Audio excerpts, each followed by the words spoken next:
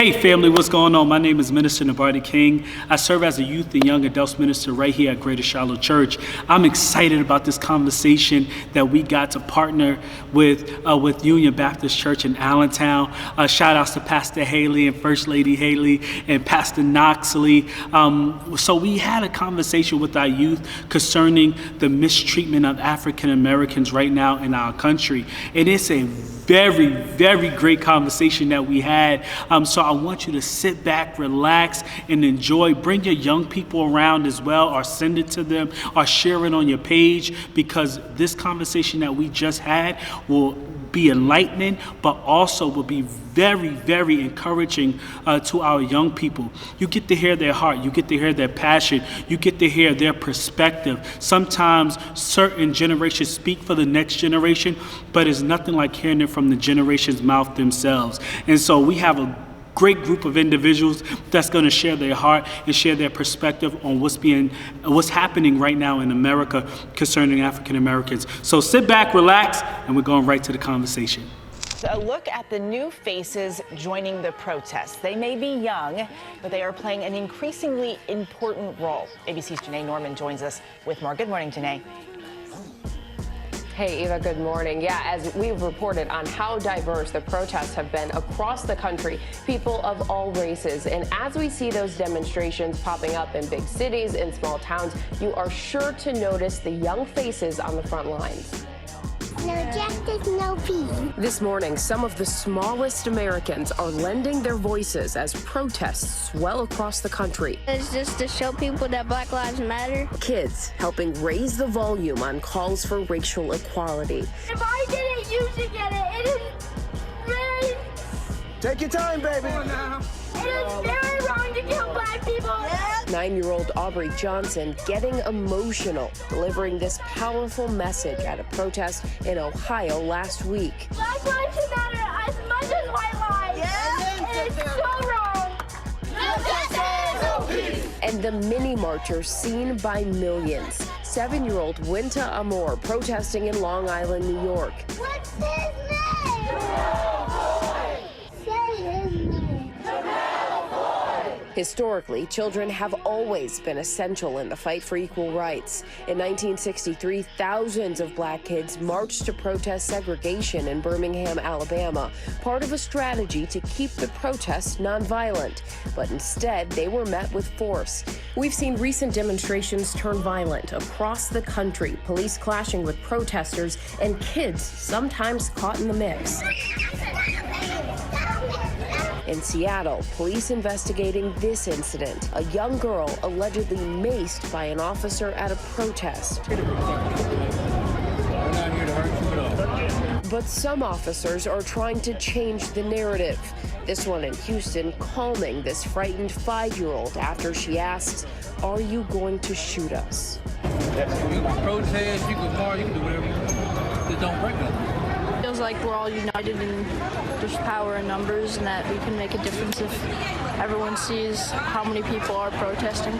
Oh, but when I look around and I see what's being done to my kind. 12-year-old Kedron Bryant's cry for equality going viral. His song even shared by President Obama. Bryant says music is in him, and it was his way of expressing his feelings during these times. I really have hope that we could change the world with all of our gifts. If we can just come together and not be divided, and we can all be equal. I just wanna live. I just wanna live.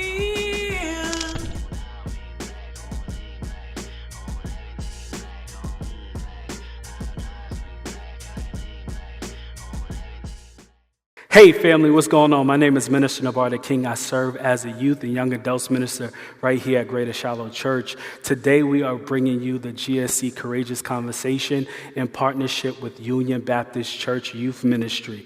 I am super excited about this privilege to talk to our teens about what's going on right now in our country regarding African American treatment. As you may see on the news, there have been so many tragedies that have happened with the police and African American males. And so we want to talk around that, but also talk around other issues that these students may face throughout their days in America. So if you sit back and relax, also share this with somebody. This can be a blessing to your life, your children's life, but also to our community. And so sit back and relax and enjoy the conversation. God bless. And so we're going to introduce the panel. We're going to start with Siobhan. Siobhan? All right.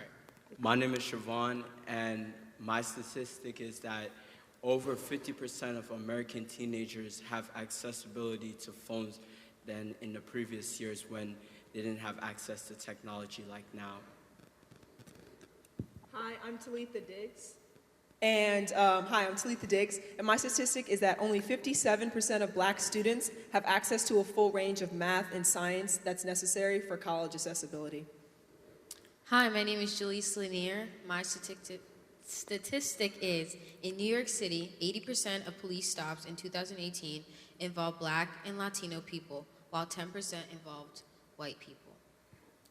Hi, I'm Brianna Connor, and my statistic is states still face the reality that black and Latina teens are more than twice as likely as white teens to become pregnant.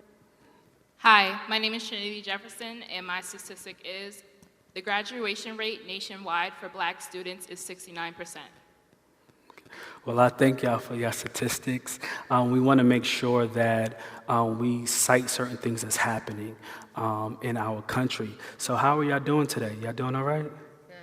Good. All right, we just came off of the protest march that was done in the Lehigh Valley. Was any of y'all part of it? Yes. How was it? How was it? It was good. I know me and my friends felt really empowered for both days that we went. You know, just watching your community come together for a cause like this, seeing all different types of races, was really great to see. Dope. Anybody else? Was a part of the march? I didn't go to the march, but a lot of my friends that I have on Snap, they were there. And I heard that people from Bethlehem were joining the protest too as well. So just to see like how the community was coming together and not even like causing a riot and stuff like that was pleasing to the eye. Dope, good. I watched it. I didn't get the opportunity to go out. I'm like, who knew about this? But clearly a lot of people did. And so I like the diversity that was out there. I like that our white brothers and sisters were standing there and marching with us and saying we're not going to be silent. So I thought it was a great display of unity amongst human race. And so, yeah, I was pretty excited. So let's get into it. My first question for you all is name one thing that you like about America. One thing that you like about America, Trinity. Okay, so there's not many things, but one thing I like is the freedom of religion. Okay. So like we're able to worship Jesus and praise him openly and not be like crucified for it like they did in the past. So that's why I like. Okay. And something that I like about America is, and I don't know if it's exclusive to America necessarily, but the fact that we have like a lot of powerful people, celebrities, different leaders that stand up for what they believe in, and they bring awareness to things like the march and among other instances with race.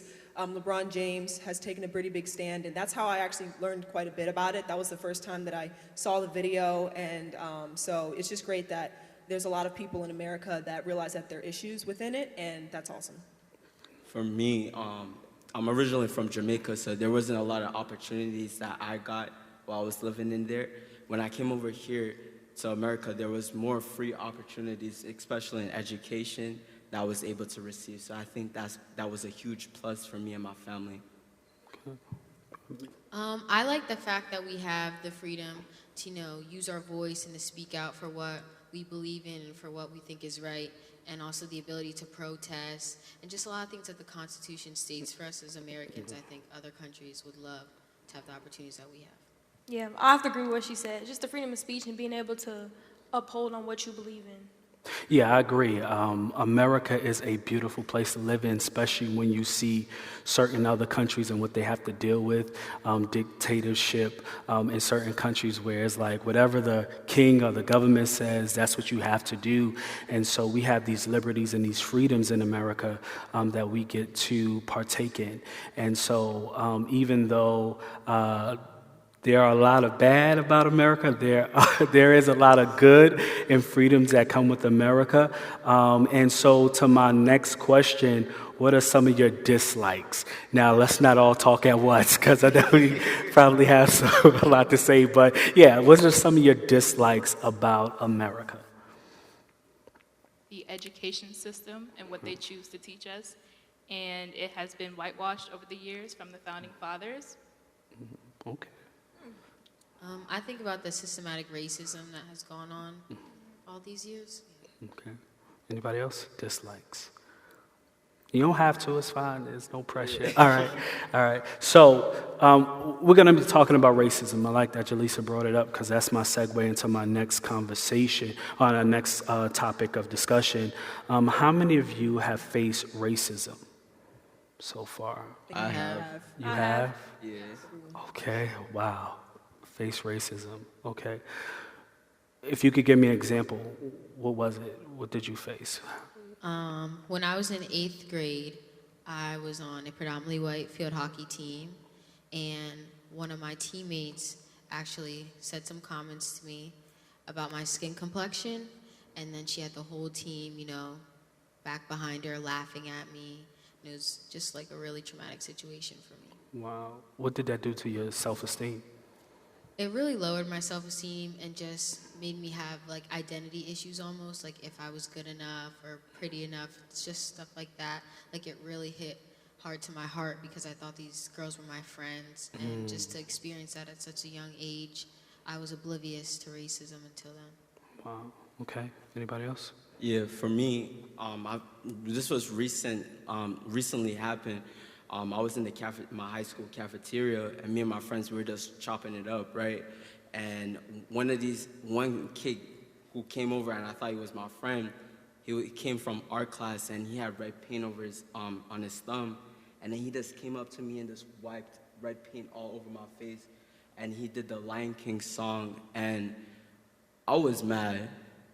I was really mad because I'm like, to take a person to take their time out of their day to do that to someone, to belittle them because of their complexion, and not to mention the fact that he once told me, like, do you run with the lions where you're from? So, like, I'm saying, like, all right, I was mad, and I approached him out of anger, but I didn't put my hands on him because before, when I was in middle school, it was hot over there. Like, I was getting picked on for my accent. People were saying you're burnt, you belong in like the sun, like Africa, like why don't you go back to your village or something like that.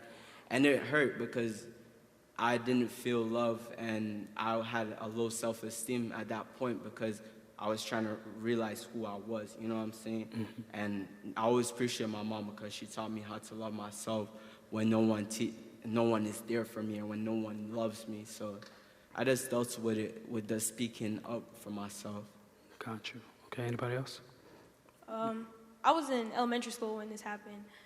So I grew up in a predominantly white school, so, I tried to straighten my hair, be like all the other white kids in the school, and it came to a point where they just told me, like, you're not going to be like us, you're black. You're not going to be like me. Wow. So at that point in my life, I had to realize, like, you're never going to be like them. So I had to uphold myself and uplift myself because I wasn't going to let them people see me down. That's not what I was going to do. I had to build myself up day and day and let them know that I'm black and I'm proud, and you're going to see that.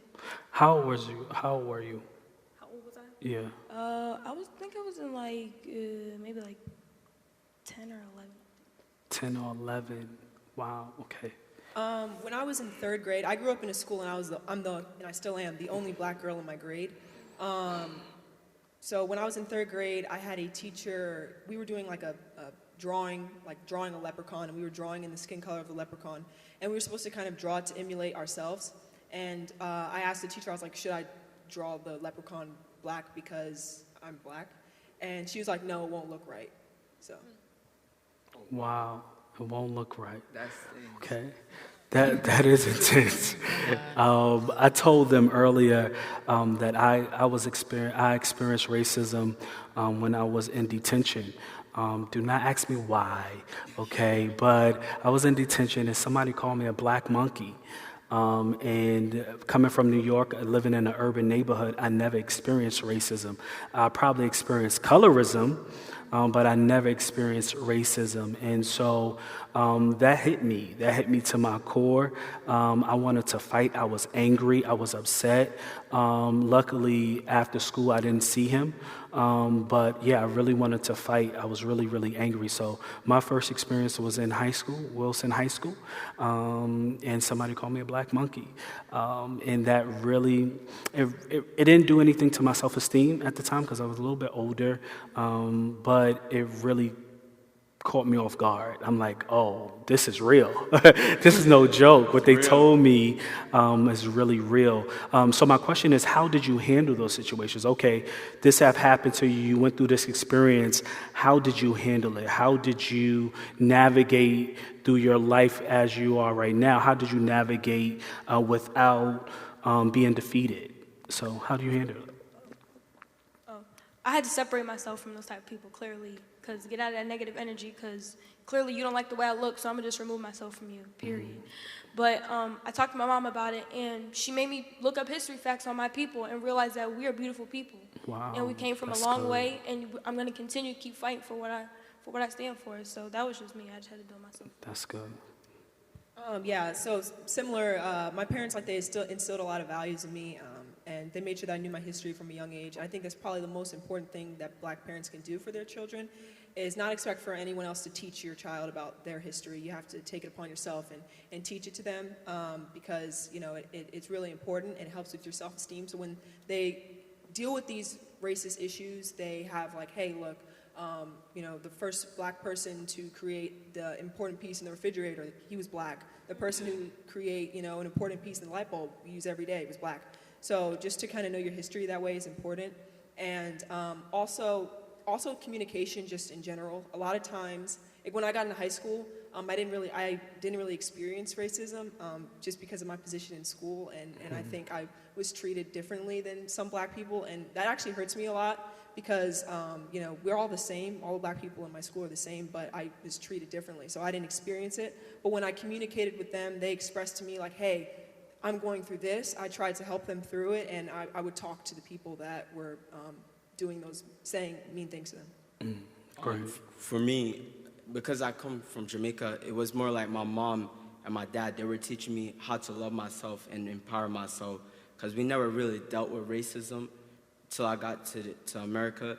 And when I got here, I went on my own, took it upon myself to like search, like go through the history books, like watch videos and documentaries about people who look like me. Like I took the time out of my day to like learn more about my history, and that has helped me realize who I am and made me fall in love with who I am. Gotcha. Yeah. That's good. Yeah, I'm going to piggyback off of him. I think my mom, you know, she talked with me, and my dad as well. They just helped me see the beauty in my skin complexion. And I also did the same. I started looking at girls or women who were like me and like, you know, who were actually being successful, not just like the stereotypes. And also, I went to therapy, so that helped a lot. And like with prayer, and like I prayed a lot, and I just kind of just, you know, reflected on that situation. And I really think that that situation helped me be the person I am today. Like it brought out a different side of me that made me like want to fight for other black girls who feel this way. It really just wanted me to like touch every single one and like let them know like, hey, I've been where you at. Right. It's going to be hard in the beginning, but if, you know, you just lift yourself up, it's going to be all right. And I think you brought up a good point, raised a good point about therapy. I think in the African-American community, we don't talk about therapy enough.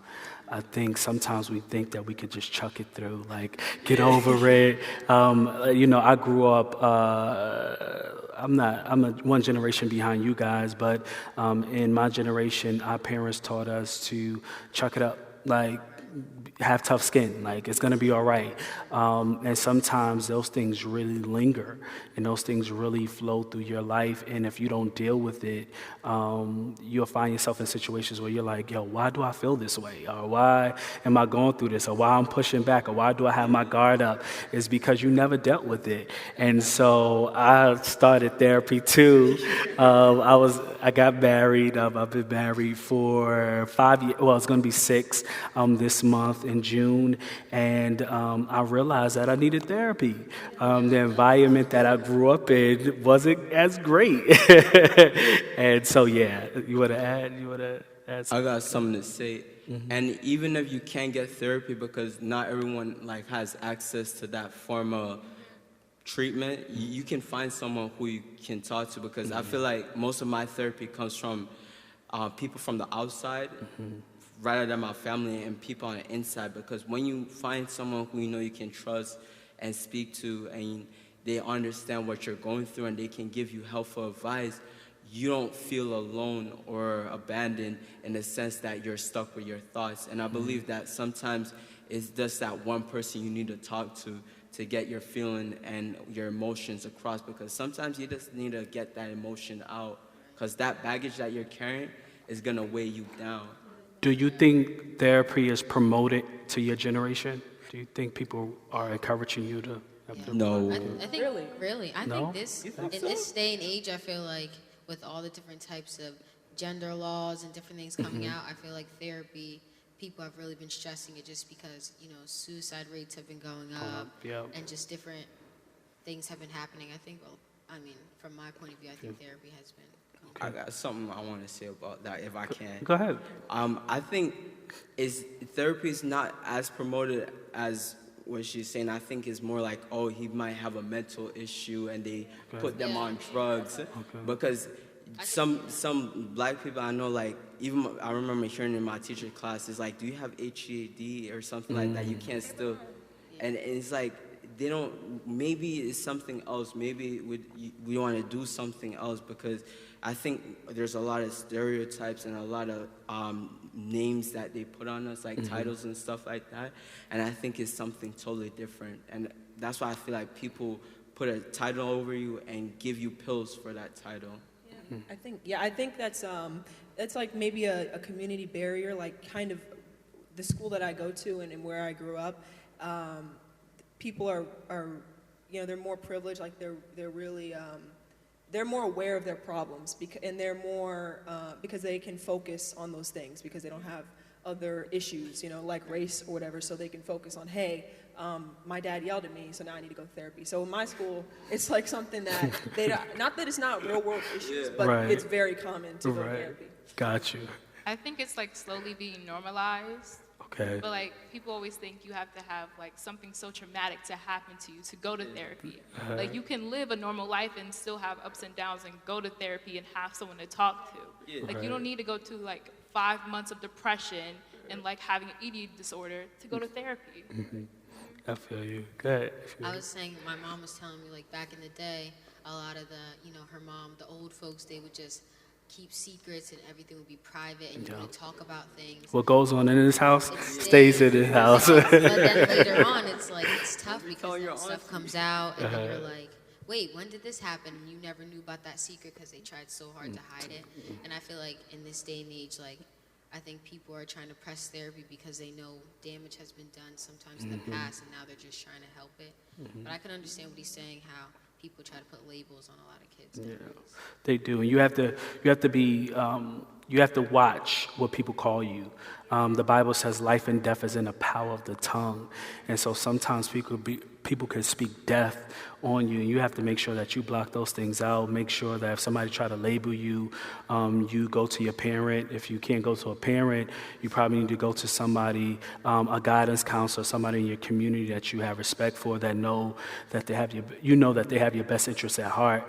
So yes, I agree. They can kind of label you, but I also think therapy is promoted.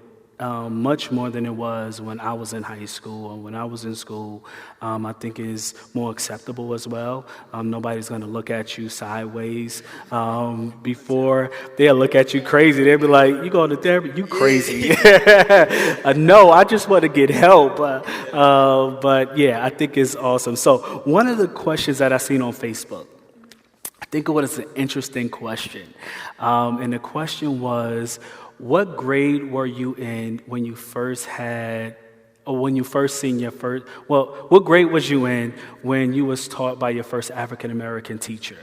So I'm going to throw that question out to you, because I know in my school in Wilson, we had one African-American teacher, and that was it. And so what grade did you experience? I know for me, the first African-American teacher I had was in New York, 5th grade, Ms. Johnson. She's followed me on Facebook to this day, and she hits me up and she says, you have a beautiful family and all that. But when I moved to Easton from New York, I never had an African-American teacher. So what was your first experience? What grade was you in when you had your first experience with your African-American teacher, if you even had one? So if you didn't, say it. If you did, let me know what grade you was in. 5th grade. My first African-American teacher was 5th grade. And then up to this day, I might have had one teacher, but she was Hispanic. But 5th grade was she understood me because she was Jamaican too as well. Oh, wow. And she knew where I was coming from. Especially when I was being bullied at that time, she used to say, Siobhan, relax. This is not Jamaica. She knew. Because she knew I was triggered. Right. And she knew what I was going to do. But she spoke to me, she had compassion for me, and she empowered me to do my best. And I think I can still remember some of her words, but those words stuck with me and kept me motivated to push on, especially when it got rough. You said it good. She knew you. Right? She wasn't scared of you. She knew that in the African-American culture, if you approach us a certain way, we may raise up a certain way. So she wasn't scared of that. All right, that's a whole nother thing. Go ahead. I've never had one. You never had one? No, I've not. How you feel about that? I don't know. I'm troubled by it, I guess. When you asked the question before, I was thinking about it. I'm like, I've never had one.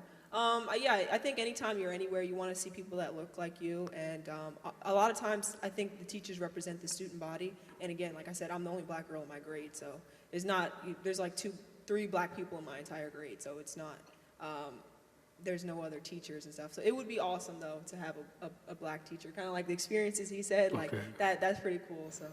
Got you. I've actually had many different teachers in Easton pass by, but they never were my teachers. But I definitely connected with a couple, especially Miss Loretta Ketchum was my guidance counselor. But my first teacher was actually this year in high school, and she actually came halfway through the year, and I remember just texting my mom in school when I wasn't supposed to, and I was like, oh my God, I got a black teacher. Right. That's what's up. I was so hyped because I was like, you never see that these days, especially in my Catholic school. It honestly was a shock to everyone. It was like, what? Who's this lady? But I really appreciate it. Oh, thinking of teachers, so I went to Easton and Wilson. And I started out at Easton, and they kicked me out because I was living in the wrong zone. So in New York, you could live in Manhattan and go to school in Brooklyn. But here in the Lehigh Valley, you have to go in your own district. And so the first African-American teacher that I seen was your mom. Really? Yep, because she was there at the time. It was probably her and the guidance counselor that was probably African-American teachers at the time at Easton. So yeah, it was your mom. But I didn't have her as a teacher, but she was in the next room to the teacher. Yep. I was in 10th grade. I think I had 3. They were all guys though. I wanted a girl, but that's fine. But they did. It was really weird to see because I came from Emmaus to a charter school in the middle of Allentown, and I was like, there's really 3 black teachers here. That's really crazy to me. But I connected on them, and I talked about certain things because they understand like when you're African American, sometimes when you get riled up, other people are just like, oh my gosh, they're so ghetto, like they're just so loud, whatever. But you have to understand where people are coming from sometimes. But they understood me, and yeah, I appreciate y'all. Gotcha. So, most of my school life, I've been to Salisbury. I just went to charter arts last year. I transferred my 10th grade year, and so I knew charter arts had a Black History show, and then I found out it was a Black man that ran the show, and he was a vocalist teacher. Wow. And so I was like, wow, they let y'all have a whole show?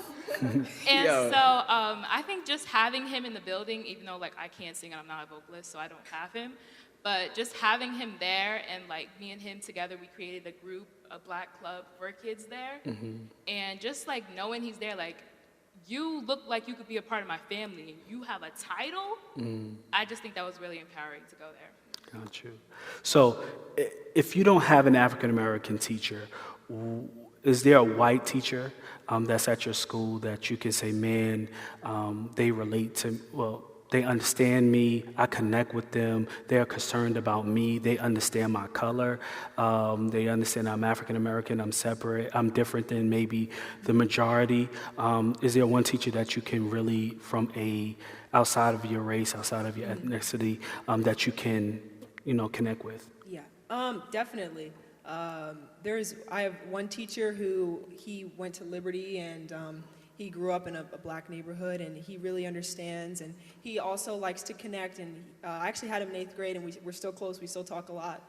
And I actually have a couple teachers who, they have no real experience with Black people. They grew up in the middle of Pennsylvania, so they didn't really have any experience with Black people, but they really wanted to learn, they cared. They really wanted to hear about my experiences. If there was an issue, I could talk to them about it, because, they care on a human level, and they understand that, as a Black person, you're human. It's a race, but you're still a human, so they really wanted to connect with me there. That's good. Can I piggyback off of that? Yeah, I think I believe I had a couple of teachers who I could say, they loved me, A lot of them who were there for me, and they also empowered me too, because I had a bunch of teachers from 6th grade all the way up to high school who were there, and they remember me, and they're like, yo, Siobhan, I missed having you in class.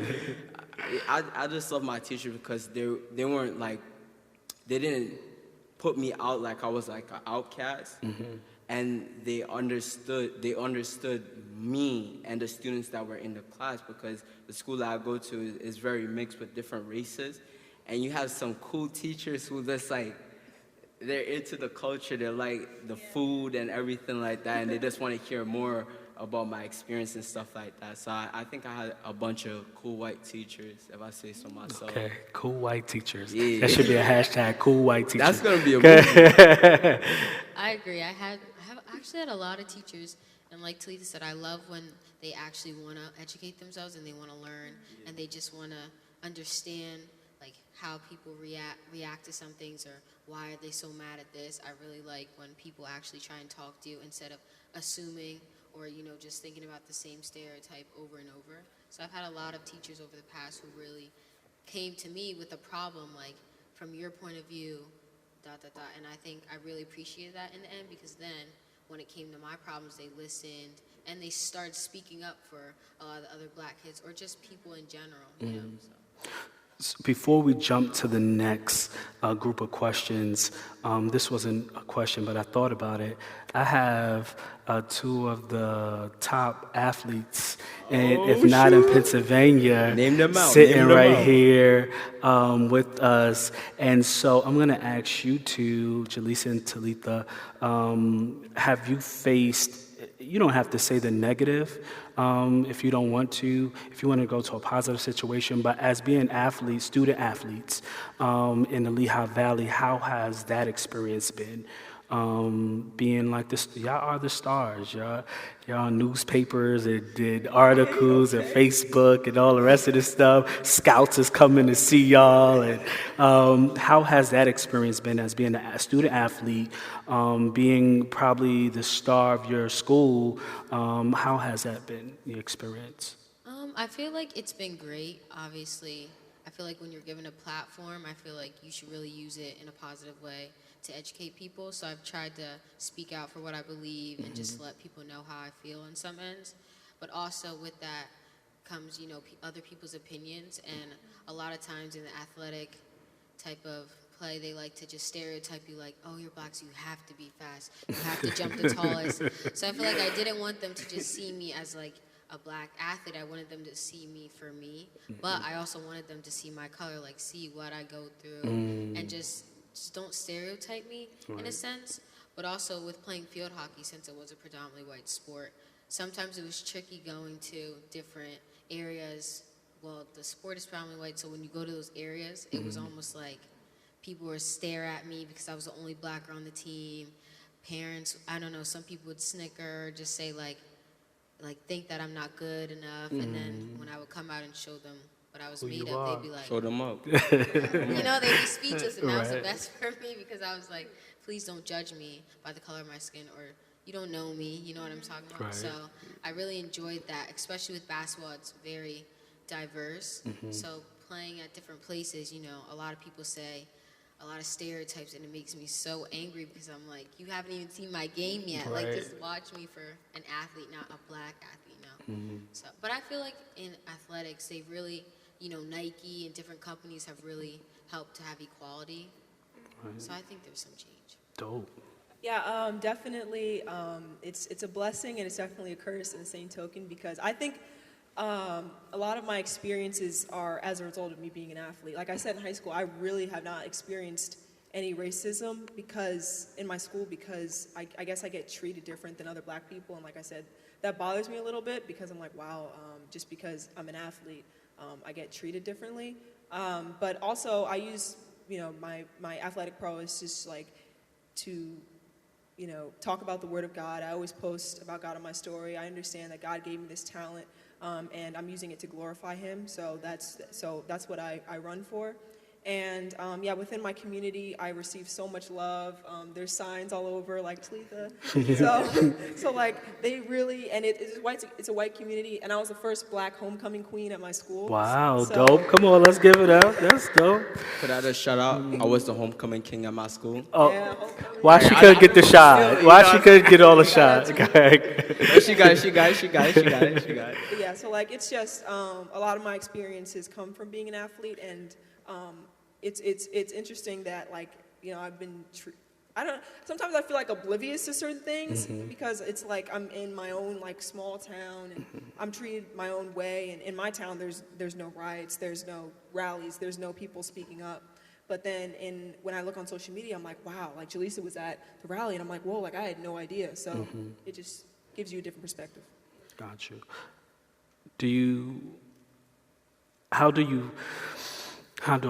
have empathy? Even though you haven't been through those experiences, do you have the empathy for those who have? Oh, of course. I mean, Okay. I'm still black, you know. I'm still black. I'm still black, you know. These people, they look at me the same, more probably. And, you know, when I leave my town, I get treated the same. Okay, so you are experiencing. I understand, yeah, and I understand. So it's just like within my world, it's totally different. But again, it's just like when you get out into the real world, I'm still black, and I'm proud of that. And I want to be treated like every other black person, and we should all be treated better. That's so true. All right, I'm going to read statistics to you guys, and then we'll jump into our next phase of questioning.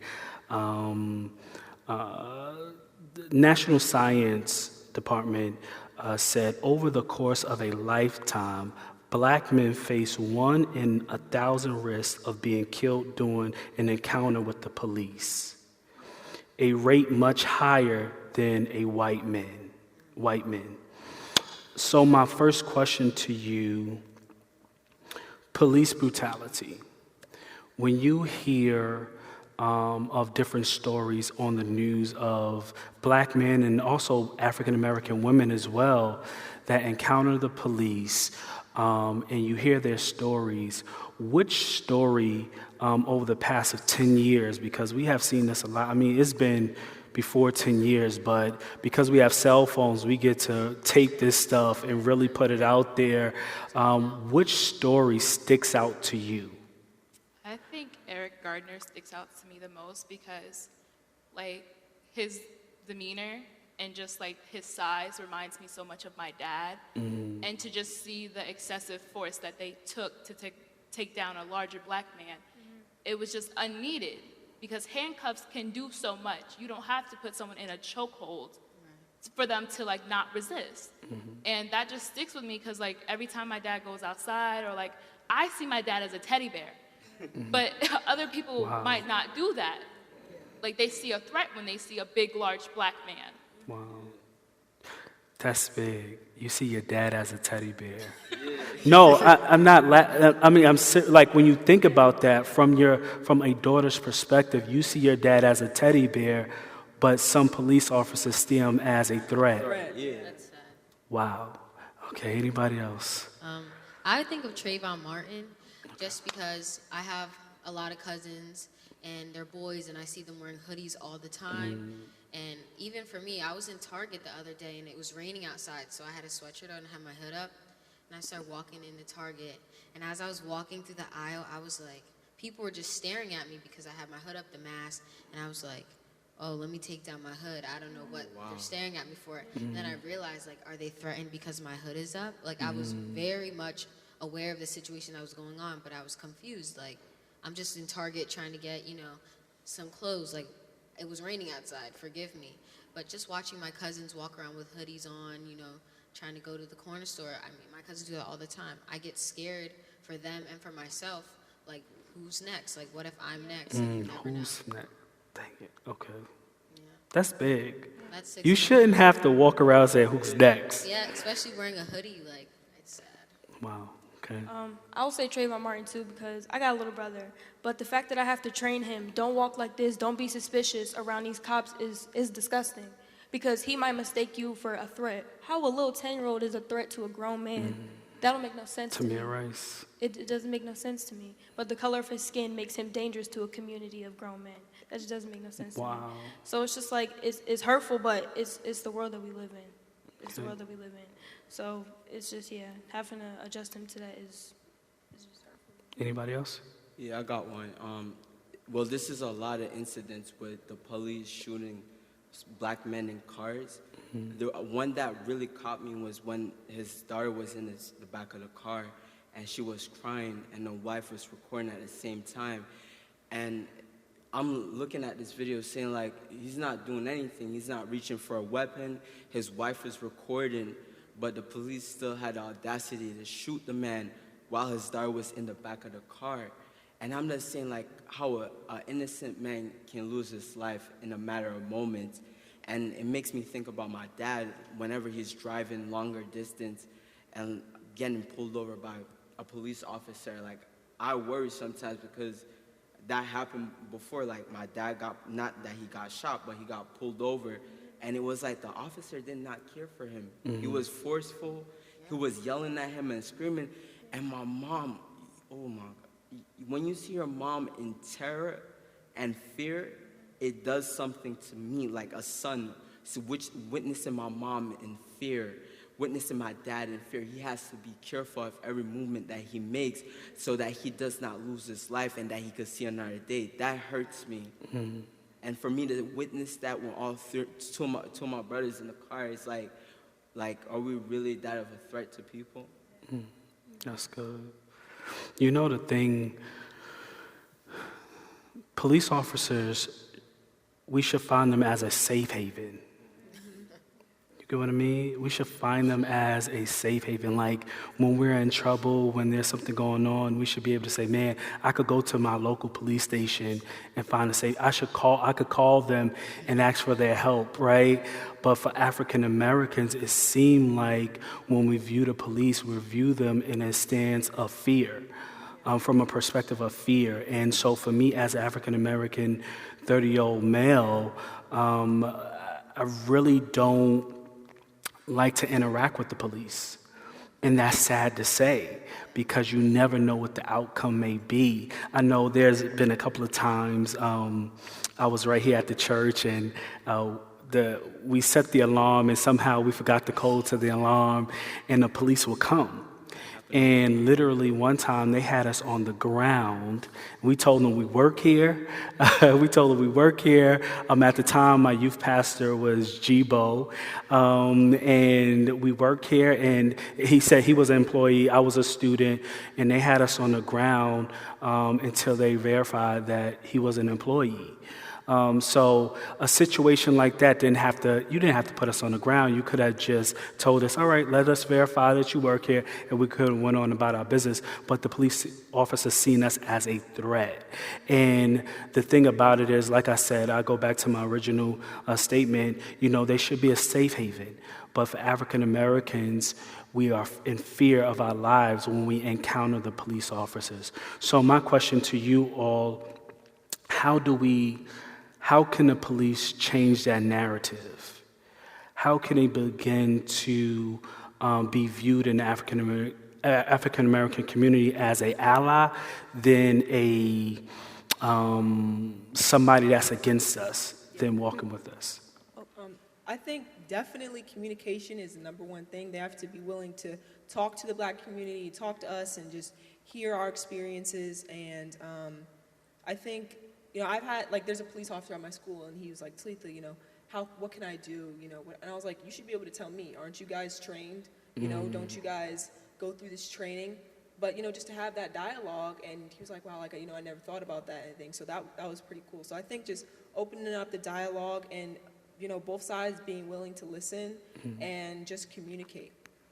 I think we need to see change more than hear. I feel like you could say a lot of things with your mouth, but you have to put action to it. So because I've seen a lot of, my friends post on their Instagram stories these justice for George Floyd, all these things, but what are you doing? Are you going to a protest? Are you signing a petition? If you're sitting there just posting and patting yourself on the back, you did nothing. I'm sorry, you didn't do anything. So I feel like the police need to make a statement, try to, be less aggressive if that's even possible for them, or just try to talk with instead of just, seeing you as a threat, try to just talk to them like you would any other white American or anyone in the world. Just treat us like a human race that we are. Don't just assume that we're, aggressive or we're a threat because of the color of our skin. That's good. I think they should get more involved in the community, because that's one thing that I have experienced. Most of the officers from the area that I'm living in, I've seen them in the community, and they're involved. They want to learn more about you. They, as you said before, they communicate with you. They even tell you some of their life stories, and I think that's cool when you can see them from a different angle and see that they're human too. So I think getting involved in your community and show your face sometimes so that people know who you are. And be like, isn't that Officer Ricky over there, man? How you been? My mom made us some barbecue ribs, and I want to give you some, you know what I'm saying? Just to have that type of relationship. Community policing. Yeah. Off the one thing you said, Julissa, of your friends posting, this might be a little bit off topic, I'm sorry. Go ahead, no. But I found myself sliding up thank you. And I'm like, why am I thanking you for posting something? You should already have the human instinct to share it, post it, talk about it. But it's like, we've just become natural to just thanking someone. Oh, thank you for doing this. No, you should already feel the right to do it. And it's like, we're just waiting okay, thank you. It's so pitiful at the end, because it's like, why am I thanking you for doing something you should already be doing? It's like when a police officer pulls my dad over, and it's not a forceful, harmless situation, but he says thank you at that. And it's like, why should I be thanking you when you're supposed to protect me and the other people around you? Wow. It's like, as a Black community, we're always saying thank you for things we shouldn't even be thanking for, because we should have had them in the beginning. Right. That's good. Anybody else? No? Okay. I also think we see a lot right now, even with police brutality, that we see a lot of our white brothers and sisters standing up. We have never seen these many white individuals stand up and march and say something. So my question to you guys, you ladies and guy is, how is your white friends dealing with this? Meaning, do you find them as allies, or you find them not really understanding your experience? So how do you deal with your white friends when situations like this happen? I think I'm pretty torn. Some of them are trying to educate themselves, and some of them are pro-black. You know, they really want to get involved and they want to educate themselves, and I appreciate that. But I feel like a lot of them are just naive to the sense of what we're going through. So honestly, I don't think they know what to say. But on the other hand, I think some of them are posting to, you know, have that clout, like, I support the black community. Or to protect themselves. Exactly. And then some of them, you know, they are all like, well, I date black boys, so haha. Like, and Or it's have a really black disrespectful friend. because it's like, you're my friend. I don't care about what boy you like. Like, do this because it's right, not because, you know, you want to fit into this certain crowd or pat yourself on the back. And I feel like a lot of them also, then I have a lot of people that came to me like, white privilege is not a thing. Like, I don't understand. We have it hard too. And I was like, by you saying that, you show your privilege. Like, you don't understand what we go through. And you might think, what, you have it hard? Oh, I'm so sorry. What have you really been through? Like, please let me know so I can educate myself. But until then, I'm sorry, for lack of better words, shut up. Like, support us. Like, you know what I mean?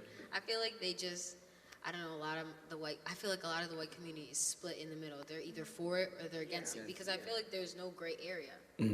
That's good. Yeah, I try to like break it down for them, like give them things that they can relate to, or you know, like there's the famous video, the privilege video, where the privilege video where the students are, you know, they put them in different positions on the field and then they run, and I try and explain like that's what privilege is. And like with George Floyd, you know, he was like, well, I don't really understand, and I was like, well, imagine I take you down on the carpet and I put my knee on your neck, right, for 5 minutes alone. That's different on carpet. Now imagine this is a grown man, he's on the cement, he's using the car to further put his knee in his neck. That's what's happening. And he's like, well, I didn't think about that. So I just try and give them like experiences so they can relate to it. You break it down. Yeah. You know, the funniest thing, last night me and my wife was looking at the news. I think it was on Instagram. That's what I was watching. I was watching somebody's Instagram feed, and this lady, they're rioting all over the place, and they're looting and different things like that, which messes it up for us. But it was this white lady coming out of a store. No, not her. No, it was this other white lady that's coming out of the store. Now, she had like 3 bags and holding something, other in her arm. And the news anchor says, I think she probably works there. But if not, it's bad that she's in there. So the first thing, I believe because of her white privilege, because she is a white individual, she thought about her in a positive light first. She says she may work there.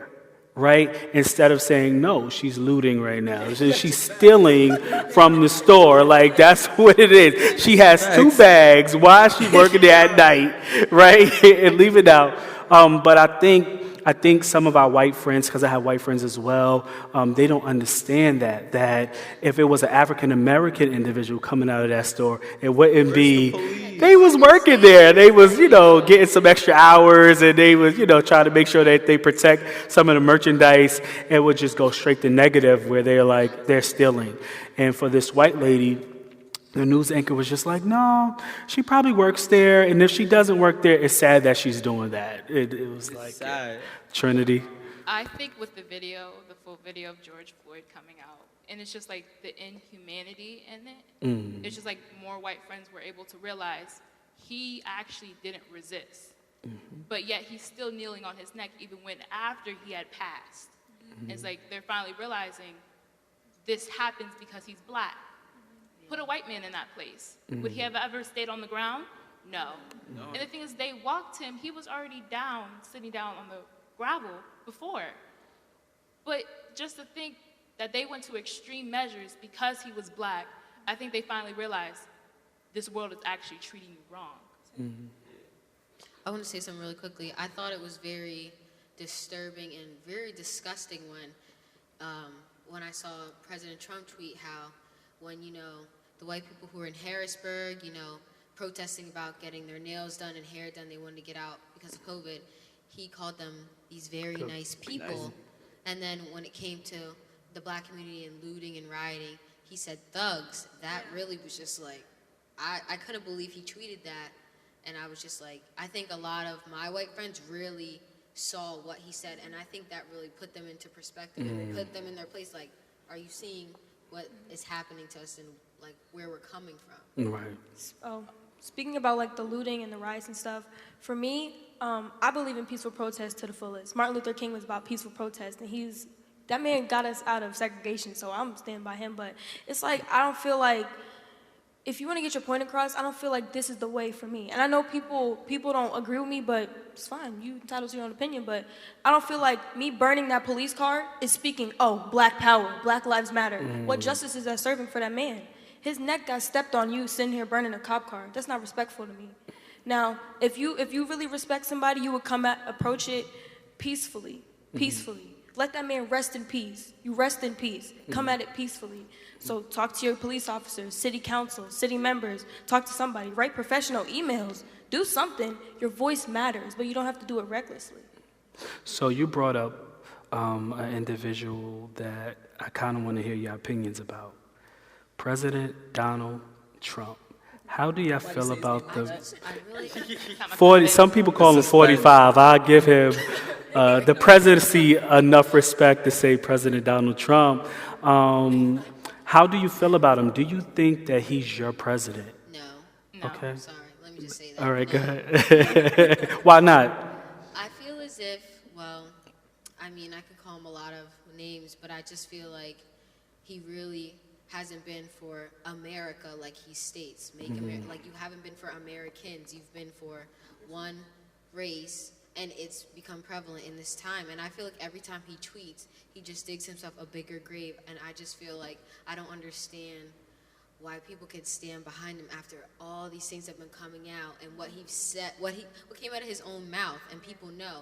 And it's like, yeah, he's a great businessman, but what does that have to do with being like? Well, statistics show he probably not that great as a businessman either, but got you, I feel you. I just don't understand sometimes, and I think people always bring it back to, well, he's a great businessman, and that just bothers me because we don't need a businessman, we need a leader. And he's not leading us, he's leading the white community, in my opinion. So that's why I feel like we need people to vote for change, not just for, to get him out, but let's just build up our country instead of letting it become segregated. How old are you? Julissa? Yeah. How old are you? Oh, I thought you said hold on. Oh, I'm sorry. How old are you? 18. 18. So you'll be voting your first election. Year, Dope. Okay, good stuff. First person I voted for was Barack Obama. I wish that was I think no. Yeah, I think so. If it serves me correctly, I think so. Yeah, speaking about voting and all this, in my opinion, if we would have went to the polls and voted the first time, this man would not be in office. Okay. That's just the way it is. Because when you look at the rates of African Americans who voted, I'm not voting for Trump, but why would you not vote for Hillary? That don't make no sense to me. You can't complain about who's in office, but you didn't take the time out of your day to go to a poll and vote. That's just my opinion. Wow. So you can't complain if you could have changed the situation in the first place. All right, I ask the next question. All right, Donald Trump, what you think about him? I think it's just sad that we've come to this point that we've just given up and let this man get in office because, like she said, he got in because we didn't vote. A lot of us didn't vote. But now we're just coming to this, ending that, man, this is what happens when we don't vote. We literally get I don't want to call him out his name. We literally get this guy, this male, who is so power hungry. And just to send the military to protest, and it just shows his abuse of power. But when the white community goes to protest the state buildings, talk about open the country, about a global pandemic, but when we fight for our lives, he gets the military. Right. And I can't speak for them, but I know they must be like, wow, this is what I'm fighting for. Right. This is what I signed up for. Trump's words look so stupid right now. So it's like, read the room. You look stupid. Wow. Yeah, President Trump is... I don't have any words, so I just move on. I don't have any words. Huh? So he doesn't even warrant any, words. He doesn't. I think the frustrating thing about me is people that I know that supports him. I think that's my struggle, because I feel like if you support him, in some ways you are endorsing racism. And so it's tough when I have certain white friends, and because I don't have no black friends that support him, but I do have certain white friends that do support him, and I'm torn. I'm not gonna lie, I'm very torn, because it's like, how can you support some individual like that? And I know white evangelicals of the faith base, they really support him. Go ahead. I think abortion has a lot to deal with that. Like, I know from the church's perspective, a lot of people have followed Christ. Followed Donald Trump. Followed Trump because he was like, he wanted these abortion laws, and I think that had a lot to play into that. So he's pro-life, right? And the thing that's a little like bizarre about that, you're pro-life when it comes to babies, but you're not pro-life when it comes to grown men and people. And so it's okay for a police officer to kill a black man or a black woman and you don't feel no type of way. But when it comes to a baby, you're like, listen, I'm gun-ho, like, I'm not turning my back. And I think both is wrong. From a faith-based perspective, I think both is wrong. I am pro-life. But at the end of the day, I still have a sense and a heart for humanity. So if anyone dies, my heart goes out to them, especially if they're dying in a violent way. And so my next question, and then we'll jump to my last group of questions, but my last question to you, I know it's always raised in these conversations around, okay, police officers are killing black people, but black people are killing black people. What is your thoughts around that, of black people killing black people? I think, I mean, it's a sin to kill. I think it's wrong regardless. I don't think that, it's kind of like you're going through something in your life and you're in pain, and then someone says, well, hey, well, I'm in pain too. It kind of devalidates what you're saying, and I don't think it's fair to be like, oh, well, black people are killing black people, so, a cop killing black people. I think in general, Psalms 34:17, the righteous are crying out. We're crying out for God, and I think God's the way that's going to deliver us through this. I think that, He's listening to our prayers, and He's going to bring us closer in peace and life, and that's really how we're going to get through this. So yeah, it's definitely wrong regardless, and I think I just don't think that one validates the other or vice versa. Gotcha. Good. To say that black people kill black people to just get rid of white people killing black people is but they're not killing each other because of their skin. That's not the reason. They've had drama or conflicts before that's got them to the reason to take someone's life. But for you to just meet that person during the interaction you just had and you're already taking his life before you know his first name, that's different. And to say that black people kill black people, it's kind of dehumanizing us. Oh, it don't matter. Y'all kill each other anyway. That's good. I got you. And I could see what she's saying is that, imagine a chicken eating another chicken. You know what I'm saying? It's for me, it's sad to see your own brother take your own life for your own, even not killing, but fighting each other and stuff like that. I think as black people, we separate ourselves from each other. We don't try to pull each other up or connect with each other or say let me help out Tom. He's been there for me and my family. I want to give him this little thing so he could start up his own thing.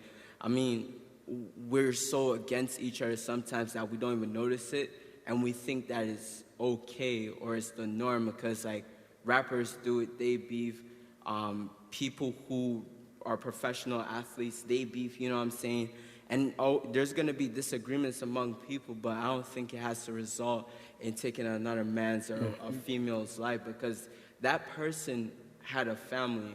That person may have had a daughter, a son, or something like that. They had some form of life that they were living. And when you take life into your own hands, it's like you're taking away somebody's memory, you know what I'm saying? You're taking away someone who used to exist in someone's life, and you just took that away from them. And I don't like it. It always hurts me to see someone going out of their way saying, like, I'm gonna shoot him up, I'm gonna get him, drive by, bow, bow. I don't like that. Right. Yeah. I also think, I don't think it's right to compare two different situations. But I do think people are going to treat us how we treat each other. So in the African American community, I believe that we have to start valuing our lives and each other. We have to say, man, you're worth living. I mean, you should live and not die. We should make sure that, I'm not going to take you out because you have a future. You could be something. You could be the next X, Y, and Z in our community, so I'm not going to take your life. And so even though I don't think those two coincide with each other, but I do think that as African Americans, we have to begin to value each other, because when other races look at us, they're going to see, well, they don't value them, so why should I? And so we have to stand up and begin to say, you know what, you're precious. I'm not going to talk to you. I'm not going to speak to you out of your name. I'm not going to talk to you. What's the phrase? I'm not going to call you out of your name. There you go. I'm not going to speak to you. I'm not going to call you out of your name. I'm going to have respect for you. I'm going to treat you with respect. That goes from our men treating our women with respect, and to our women treating our men with respect. It goes to our elderly as well, making sure that we honor them as well. And so I think sometimes certain cultures or certain races treat us certain ways is because how they see us treat each other. And so I think it's very important that we treat each other with love and respect.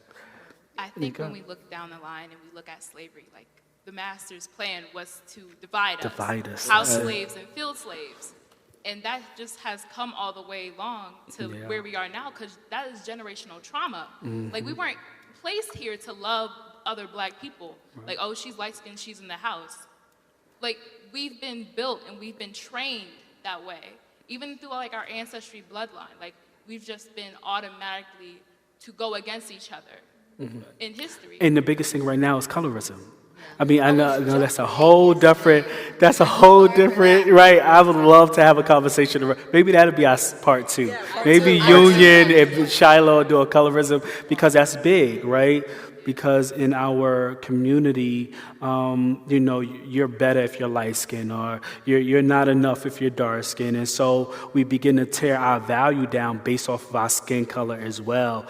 And, no matter if you're light-skinned or you're brown-skinned or you're dark, you are valued at the end of the day. You are beautiful. You are God's creation. And some of us don't think that way. We just think from a natural and human perspective based off our emotions. You want to add something to it? I would just say, from the black community standpoint, I would love to see more black men support and love black women. I feel like, especially in this, in the Lehigh Valley and just where I grew up, it's honestly, you don't really see that many times. It's a lot of biracial couples, and I feel like I don't understand how some black men can ride for the white girls, but they can't ride the same for the black girls. It's like, why do you not? We look the same. I don't understand why you can't show me the same love and affection. Like, I mean, yeah, we're totally two different races, but we're the same. We're humans. So I just wish that, and black women support black men as well, but I feel like black men really need to start showing how they love black women, because in this community, it's really different to see. A lot of people are just like, I don't date black girls, and it's just like, are you kidding me? I'm gonna ask you a question. I'm not gonna. This is my last question. If anybody wants to chime in after this, I'm not gonna ask. I'm gonna go to my next phase of questions. Are you saying you don't feel supported from your black brothers? I don't. No. I feel like in sports, they love to be like, yeah, that's my sis, she ballin', da-da-da-da. Or they're quick to dap you up, quick to call you a bro. But when it comes to that intimate and relationship part of, society, like, they just don't want a part of you. And it's just like, no, that's not where we belong. It's like they don't want us to be together, and I don't understand. Wow, that's big. For me, can't really relate because everybody thinks I'm Puerto Rican, which is like, it's kind of annoying to me because they're like, you don't look black. Well, what does black look like? What does black look like? What does black look like? So, I mean, I don't really understand, but I will never understand what it's like to be a darker skinned girl. And I feel like it kind of pains me because it's like, I wish I was that color, but I'm not. I'm not that color. So I have to learn to, like, know where I stand in certain situations, if you know what I mean. Like, I can't relate to them, they can't relate to me, but I gotta find a middle ground. Sometimes I don't feel supported, but sometimes I do feel supported. But it would be better if I felt completely, like 100% supported sometimes from my brothers and my sisters. Wow, that's good.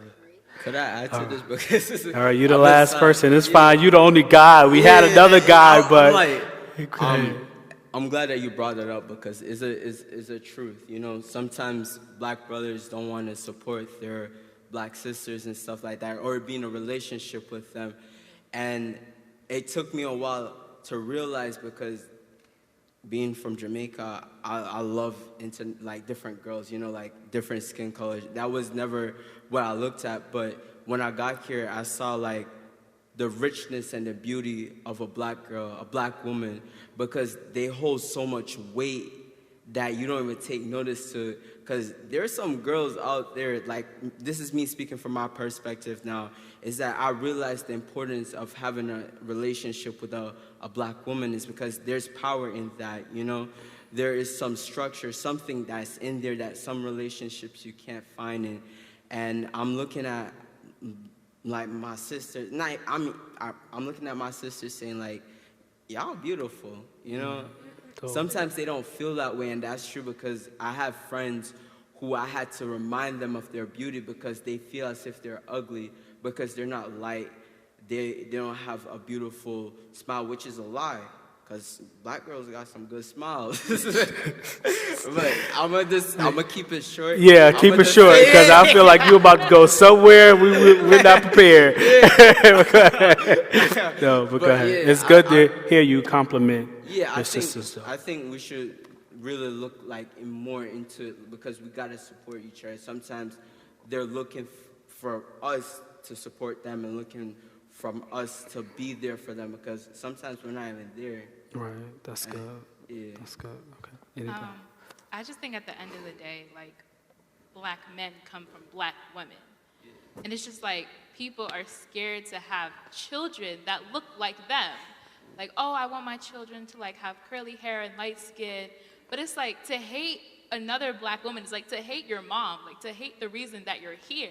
Right. And it's just like, at the end of the day, I don't know if this is true or not, but they said George Floyd had a white. I don't know if that's true. I'm not going to even go like state it back. But I'm just saying, like, at the end of the day, when he was dying, his last breath was to his mom. And his mother was a black woman. And that just shows, at the end of the day, black women are always there. Because black men will go, they'll leave you. But the thing is, like, at the end of the day, we're always the ones that have to be there. Well, y'all are setting us up for another conversation. All right, this is good. It is. This is good. We have to do a part 2 of this. All right, I'm going to throw out some names to you all, and I just want your first thought, the first word that pops up in your head when I call out this name. Martin Luther King. Greatness. Nonviolent. Okay. Malcolm X. Leader. Anybody? Outspoken. Barack Obama. Progression. My president. My president is back. That's too much? Okay. So, I called out those names to you all because they all represent leaders in our community. And so for Martin Luther King, a generation he led, Malcolm X was a part of that generation as well, but he led a group of individuals to fight for equality and freedom for African Americans. And Barack Obama was our first black president. So my question to you all is, who can you identify in your generation as the leader?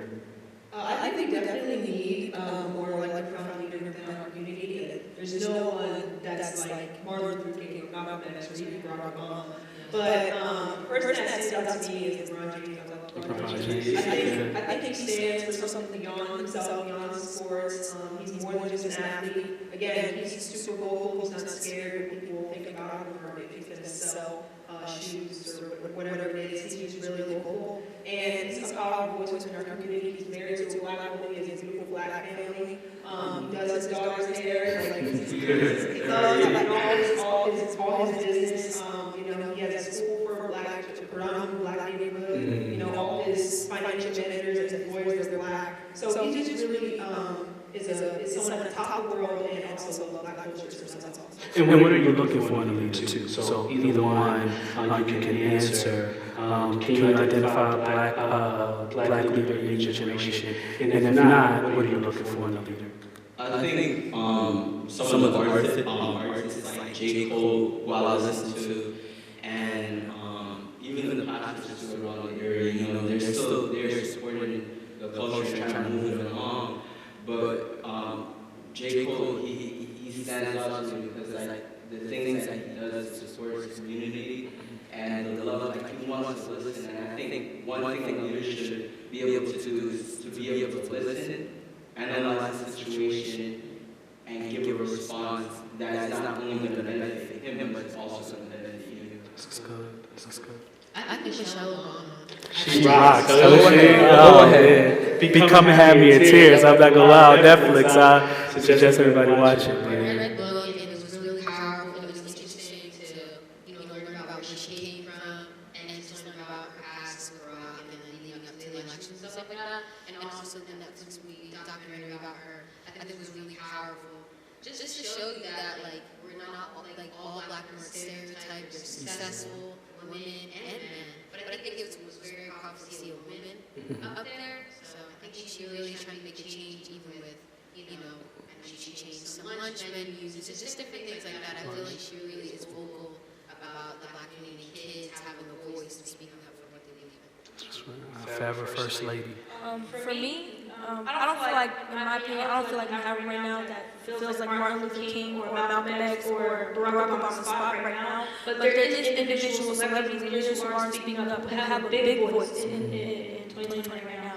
But for me, I believe that a leader who looks over everybody else around like him, that's an idol right there, somebody I'm following after, so I can be the next leader of my generation. That's somebody I'm looking for.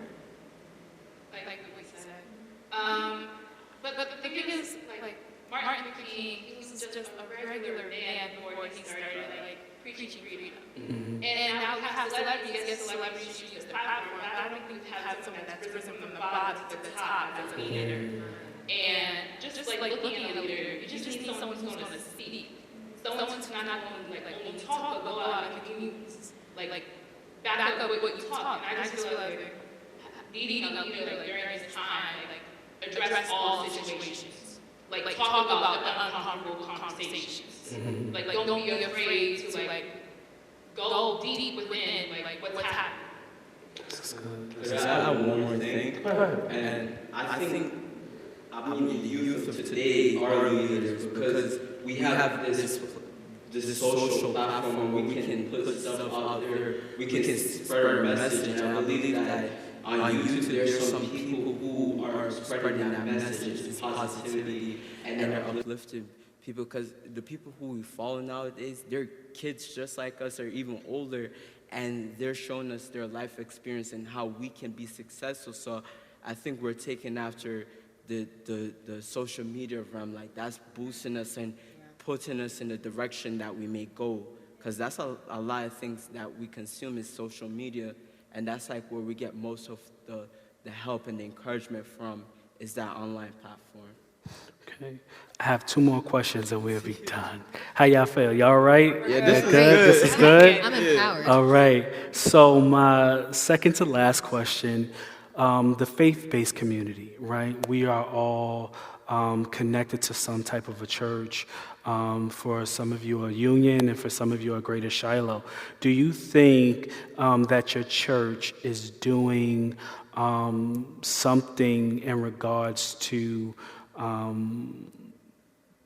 just speaking on the treatment of African Americans? Do you think your pastors, your leaders, your youth pastor, your associate pastors, do you think your church is doing enough to be able to speak to the systemic racism that people are facing right now in America, African Americans that are facing? I could jump on this right now. Go ahead. I think... Shout out your pastor. Yeah, Pastor Haley and Pastor Knoxley Sams, they're doing something. They're giving the youth a platform to speak about injustice. This upcoming Thursday, we're having a conversation about injustice that's going to be led by our senior pastor. And just to know that we have this platform where we're not in person, but we still can speak about certain topics. What's it called? Youth Zone? Empowerment Zone. We have this platform called Youth Zone where we have empowerment sessions. Yeah, I'm shouting it out. But yeah, on this platform, we're able to talk about certain situations, current situations, and just empower one another. And I think that's something that we're doing, and especially seeing what Greater Shiloh is doing is wonderful. You know, we're not trying to compete against each other. No. We're just trying to work with each other. You know what I'm saying?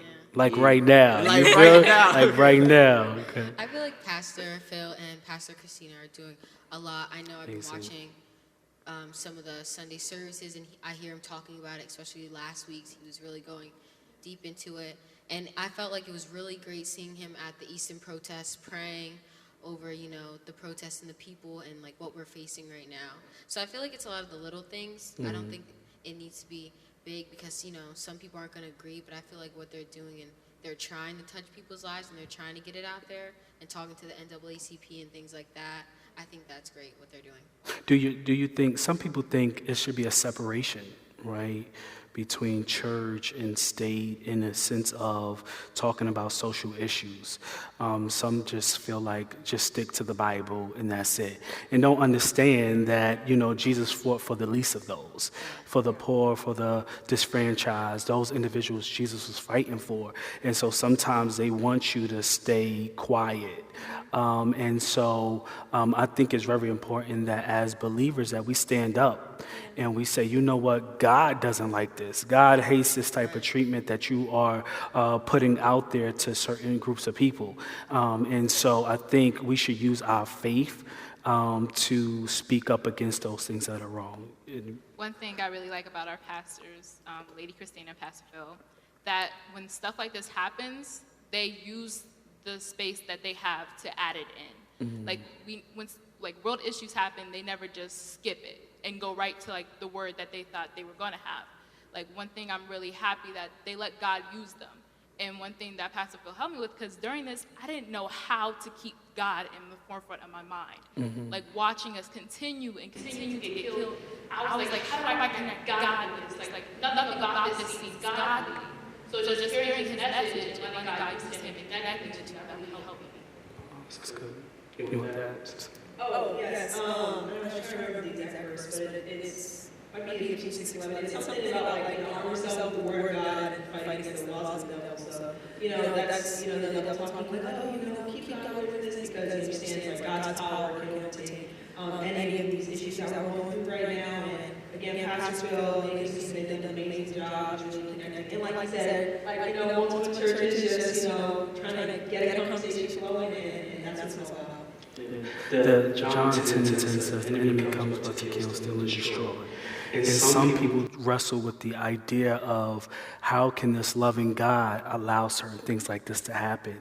But they don't understand, and right now at Greater Shiloh, we're talking about the kingdom arise, right? Talking about the kingdom of God and how we're kingdom citizens, and they don't understand that there's a kingdom out here that's trying to trump everything that we're doing as kingdom believers, and that is the enemy's kingdom. And so the enemy kingdom comes to kill, steal, destroy, bring confusion, bring division, and so we have to identify ourselves. We have to make sure we identify what kingdom is at hand. When you see certain things like this are happening, this is the enemy's kingdom. This has nothing to do with God. God has given us all free choice to be able to follow his will or follow what we desire to do. And so some people follow what they want to do instead of following the path of God, which produces this type of stuff. And so some people just try to figure out, but at the end of the day, you have to put the blame on the enemy. But God says, I love Romans 8:28, where it says, all things work together for the good. So even though it looks bad, it's still going to work together for our good. Listen, I told you that conversation was going to be great. Listen, there was so much information. There was so much passion. We got into a colorism conversation as well that we're going to do coming up soon. So look out for our colorism conversation. But listen, if you want to get the latest information on what 228 is doing, please visit us on our Instagram pages, as well as our Snapchat, as well as our church YouTube page. Also, go to our website.